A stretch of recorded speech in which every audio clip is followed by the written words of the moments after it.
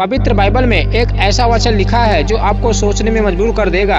यीशु ने कहा है, एक बार मरना फिर उसके कामों के अनुसार न्याय करना बहुत जरूरी है।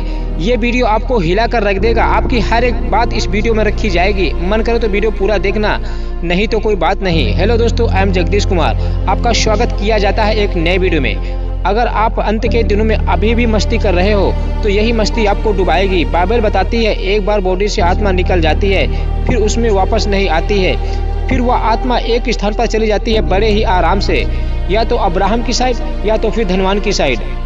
उस मरे हुए बॉडी के लिए कितनी भी बड़ी प्रार्थना क्यों ना की जाए, कोई भी पास्टर प्रार्थना करे, चाहे मरे हुए व्यक्ति के लिए कितना भी बड़ा उपवास रखा जाए, कितना भी यीशु से गिड़गिड़ाओ उस मरे हुए व्यक्ति के लिए, फिर उसके अंदर आत्मा वापस नहीं जा पाएगी।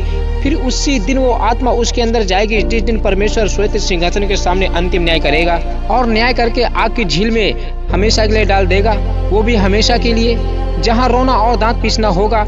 यीशु ने कहा था, आग कभी नहीं बुझेगी और कीड़े कभी नहीं मरेंगे, मतलब आग भी जलाएगी और कीड़े भी साथ में काटेंगे।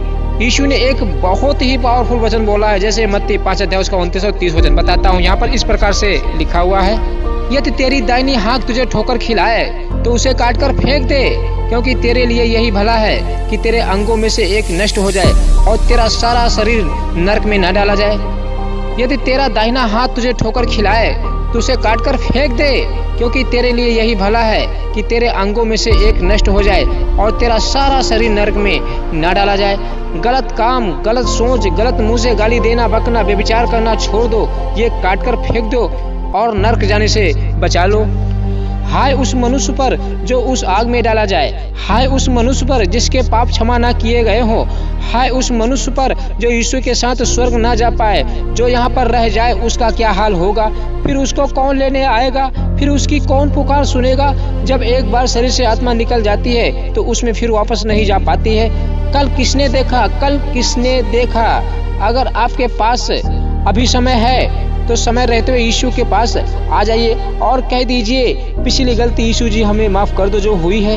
बाइबल बताती है, कोई भी पाप हो हर एक पाप क्षमा किया जाएगा। जैसा 1 अध्याय उसका 18 और 19 वचन यहाँ पर इस प्रकार से लिखा हुआ है, बताता हूँ। यहोवा कहता है, आओ हम आपस में वाद विवाद करें। वाद विवाद का मतलब परमेश्वर आपसे सुलह करना चाहता है, तुमसे बात करना चाहता है। फिर यहोवा कहता है, तुम्हारे पाप चाहे लाल रंग के हो तो भी वो हिम के समान उजले हो जाएंगे, और चाहे अर्गवानी रंग के हो, मतलब चाहे कोई भी पाप आपके हो तो भी वो ऊन के समान श्वेत हो जाएंगे, माफ कर दिया जाएगा। यदि तुम आज्ञाकारी होकर मानो तो, यदि तुम आज्ञाकारी होकर मेरी मानो तो। अगर आपके जीवन में गुप्त रीति से पाप है तो प्रार्थना करो, यीशु अभी मत आओ, मुझे सुधरने का मौका दो, क्योंकि जब रैप्चर होगा तो एक ही सेकंड में होगा, आपको सुधरने का मौका भी नहीं दिया जाएगा।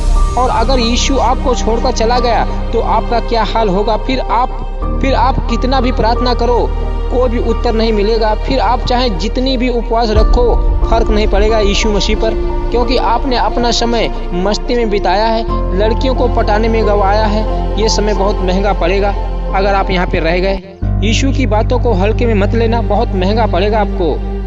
जब यीशु आएगा तो यह सुनहरा मौका एक ही बार दिया जाएगा। जो गया रैप्चर में वो गया, जो रह गया वो गया उस अनंत आग में। पहले तो परमेश्वर आपको यहाँ पर 7 साल के लिए तड़पाएगा, 21 विपत्ति आपके ऊपर भेज देगा। मौत मांगोगे, मौत नहीं मिलेगी इस पृथ्वी पर अगर आप यहाँ पे रह गए मसीह विरोधी के दिन में। फिर आपको हमेशा के लिए नरक में डाल दिया जाएगा और ऊपर से दरवाजा हमेशा के लिए बंद कर देगा। परमेश्वर ढक्कन ऊपर का बंद कर देगा। यीशु हमारे लिए द्वार खोल दो, दरवाजा खोल दो। फिर एक दिन भी देखना चाहोगे आप लोग धरती के नीचे से नए पृथ्वी पर, जब मसीह लोग राज्य करेंगे यीशु के साथ, फिर एक दिन भी देखने नहीं पाओगे। जैसा यीशु ने कहा था, बताता हूँ, जैसे लूका 17 अध्याय उसका 22 वचन यहाँ पर इस प्रकार से लिखा हुआ है। फिर यीशु ने चेलों से कहा, वे दिन आएंगे जिनमें मनुष्य के पुत्र के दिनों में से एक दिन भी देखना चाहोगे और नहीं देखने पाओगे। इसलिए यीशु स्वर्ग जाने से पहले एक चेतावनी देकर गए हैं, तुम सोचते भी नहीं होंगे मैं आज जाऊंगा। उस दिन और उस घड़ी के विषय में कोई नहीं जानता। यीशु ने कहा था, मैं कभी भी किसी वक्त आ सकता हूँ। ऐसा ना हो कि तुम्हारे मन खुमार हो जाए, ऐसा ना हो कि तुम्हारे मन इस जीवन की चिंताओं में सुस्त हो जाए और वह दिन मसीह विरोधी का दिन 7 साल का क्लेश काल तुम्हारे पे फंदे के समान अचानक आ पड़े। जागते रहना ताकि तुम मनुष्य के पुत्र के सामने खड़े होने के योग्य बनो। यीशु मसीह बार बार ये चेतावनी देकर स्वर्ग गए हैं। अपने चेलों से ये बार बार ये चेतावनी देकर गए हैं कि तुम जागते रहना, प्रार्थना करते रहना, मैं कभी भी और किसी वक्त आ सकता हूँ। लेकिन आज मसीह जाग कहाँ रहे हैं? आज तो मसीह लड़की को पटाने में लगे हुए हैं। कहीं वो मुझसे रूठ ना जाए, कहीं वो मुझसे बोलने ना लगे, वो मुझसे दूर ना चली जाए, ऐसा ना हो मुझसे उससे शादी ना हो पाए। अंत के दिनों में जब परमेश्वर आने वाला है, परमेश्वर का चक्कर घूम चुका है, तो मसीही अपनी शादी के चक्कर में पड़े हुए हैं, शादी के चक्कर में पड़े हुए हैं। यीशु ने कहा था जागते रहना, प्रार्थना करते रहना। यीशु की ये बात भूल गए हैं। एक दिन ऐसा समय आएगा जब परमेश्वर श्वेत सिंहासन के सामने आपसे कह देगा, हे कुकर्म करने वालों, मेरे पाप से चले जाओ, उस आग में चले जाओ जो शैतान और लूसीफर उनके दूतों के लिए तैयार की गई है। तब परमेश्वर आपको हमेशा के लिए आग की झील में डाल देगा, जहाँ पर रोना और दांत पीसना होगा। इसलिए आप सच्चे परमेश्वर के पास आइए, क्योंकि सच्चा परमेश्वर यीशु मसीह ही है। उसके अलावा और किसी के पास ये अधिकार नहीं है कि आपके पाप क्षमा हो जाएं, क्योंकि यीशु मसीह के पास ये पूरा अधिकार है। इसलिए आप आइए सच्चे मन से यीशु से कह दीजिए, यीशु मसीह मुझसे हो गई गलती, अब तू मुझे क्षमा कर दे। परमेश्वर आपको माफ कर देगा। परमेश्वर ये नहीं चाहता है कि मेरे बेटे बेटियां नरक में जाए। परमेश्वर किसी को सजा देना नहीं चाहता है। परमेश्वर सबको माफ करना चाहता है, मन फिराने का अवसर देता है। लेकिन हम परमेश्वर का जो बहुमूल्य समय है, वो अवसर और वो समय, कीमती समय जो परमेश्वर में गिफ्ट में दे रहा है, वो हम यूं ही गवाते चले जा रहे हैं। वही मसीह क्या सोचता है कि मैं पाप भी करूंगा और स्वर्ग भी जाऊंगा। परमेश्वर तुम्हारे बाप का नौकर नहीं है जो तुम्हें स्वर्ग दे देगा। परमेश्वर स्वर्ग में बैठे बैठे आपको देख रहा है। आप जो हरकत कर रहे हो, सुबह शाम दोपहर को रात को जो भी हरकत कर रहे हो, गुप्त रीति से हरकत कर रहे हो, परमेश्वर CCTV कैमरा फेल हो जाएगा, लेकिन परमेश्वर सर्वशक्तिमान परमेश्वर की आंखें कभी फेल नहीं होंगी। वो आपको इसकी भयानक सजा देगा, वो आपको तड़पाएगा। पहले तो इस पृथ्वी पर अगर आप मसीह यीशु के साथ रैप्चर में नहीं जा पाए, तो पहले तो आप पृथ्वी पर 7 साल के लिए यहाँ पे तड़पोगे, और फिर परमेश्वर 7 साल के बाद आपको हमेशा के लिए न्याय करके शरीर में डालकर पहनाकर, वही आत्मा जो शरीर पहनाकर, वही आत्मा जो अभी अधोलोक में पड़ी हुई है, वही जो शरीर मिट्टी में मिला हुआ है, वो सब मिलाकर आपको हमेशा के लिए आग की झील में डाल देगा। अगर समय रहे तो यीशु के पास नहीं आए, अगर आप अपने पापों से मन नहीं फिराया। परमेश्वर आपसे सुलह करना चाहता है, परमेश्वर आपसे बात करना चाहता है। परमेश्वर कहता है कि तुम्हारे पाप चाहे लाल रंग के हो तो भी वो ऊन के समान श्वेत हो जाएंगे। बस तुम मेरी आज्ञाकारी होकर मानो तो सही, मेरे वचन पर चलो तो सही, मेरी बात मानो तो सही, मैं तुम्हें माफ कर दूंगा।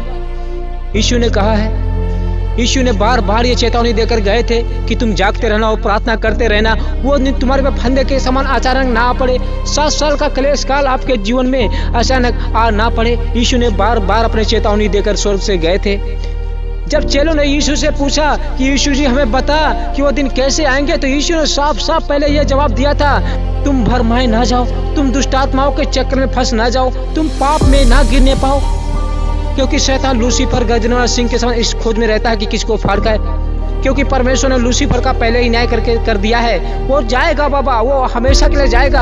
आप उसके चक्कर में उसके पीछे क्यों जाना चाहते हो? उसकी आवाज़ क्यों सुनते हो? उसकी आवाज़ क्यों सुनते हो?